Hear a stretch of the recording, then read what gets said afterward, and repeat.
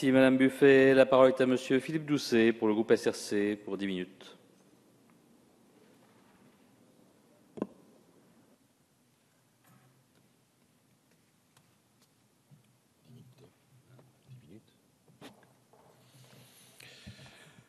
Monsieur le Président, Madame la Ministre, Monsieur le Président de la Commission des lois, Monsieur le rapporteur, mes chers collègues, la société française est en déséquilibre sur la question laïque. Les tensions sont fortes. Ce déséquilibre, ne soyons pas dupes, est organisé par l'extrême droite et Marine Le Pen, d'abord, qui a dévoyé, dénaturé le mot de laïcité en faisant un outil d'exclusion et de combat contre les musulmans. Par Nicolas Sarkozy, ensuite, qui a relancé la machine à stigmatiser dans l'espoir de rattraper ses électeurs perdus en courant après Marine Le Pen.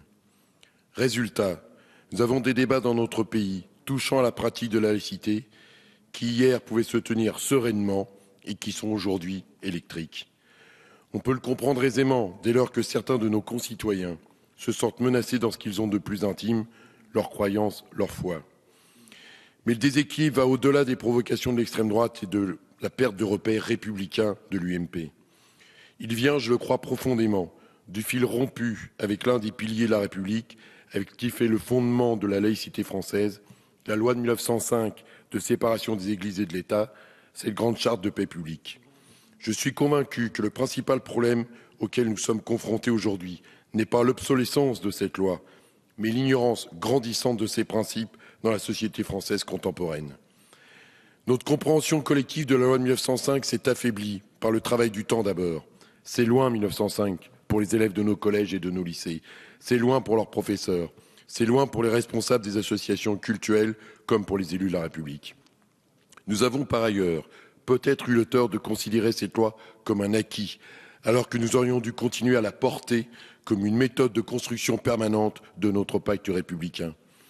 Dans un discours prononcé à l'Académie française le 27 mai 1882, Ernest Renan a défini la laïcisation de la société comme, je le cite, le progrès continu de la laïcité, c'est-à-dire de l'État neutre entre les religions, tolérant pour tous les cultes et forçant l'Église à lui obéir en ce point capital. Beaucoup de choses importantes sont dites ici en peu de mots.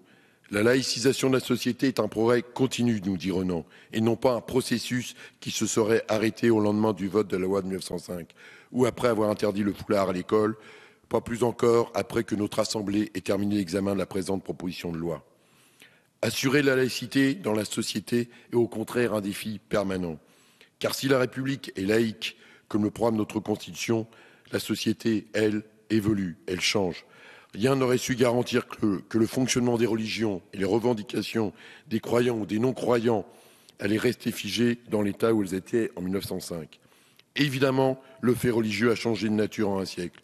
Évidemment, de nouvelles religions sont apparues ou ont pris plus de place dans notre pays. Évidemment, les revendications de certains, les pressions parfois, ne soyons pas naïfs, peuvent se heurter aux principes laïques de la République.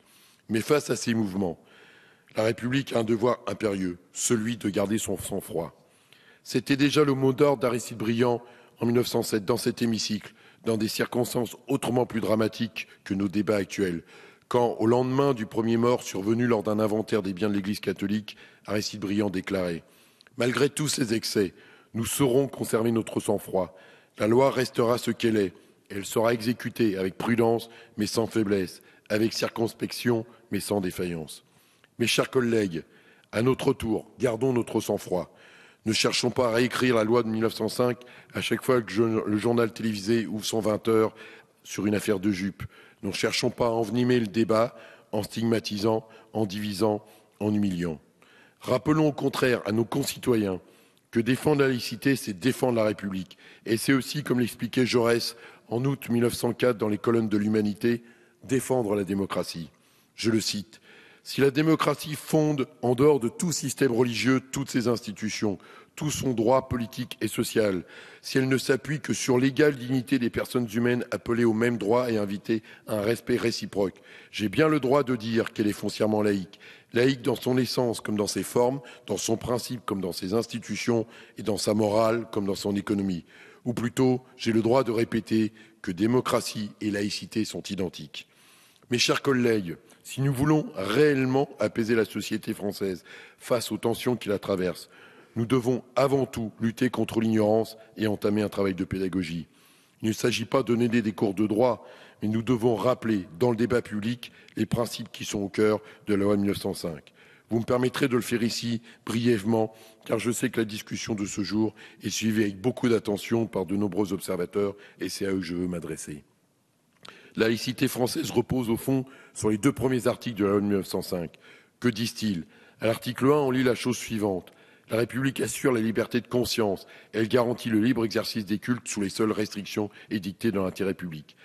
La République assure la liberté de conscience. La République est tolérante. La République protège. Mesurons le chemin parcouru depuis la Révolution. Dans la Déclaration des droits de l'homme et du citoyen de 1789, nous n'avions qu'une vision négative de la liberté de conscience. On y lisait « Nul ne sera inquiété pour ses opinions, même religieuses ». Depuis 1905, la République laïque, non seulement reconnaît la liberté de conscience de chaque individu, mais elle assure cette liberté de même qu'elle garantit le libre exercice des cultes.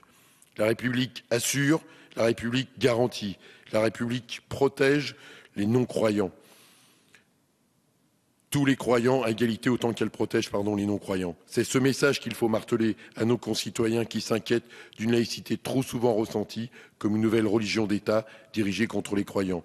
Et disons-le, contre une catégorie de croyants plus que d'autres. La laïcité française, c'est au contraire la consécration d'une liberté individuelle inaliénable, celle de croire ou de ne pas croire, celle de pratiquer un culte ou de ne pas en pratiquer. Pour garantir la liberté et l'égalité entre tous les cultes, la loi 1905 tire toutes les conséquences de l'article 2 qui dit ceci. La République ne reconnaît, ne salarie ni ne subventionne aucun culte. On peut difficilement être plus clair. Que les individus aient des croyances religieuses ou non, ce n'est désormais plus l'affaire de l'État.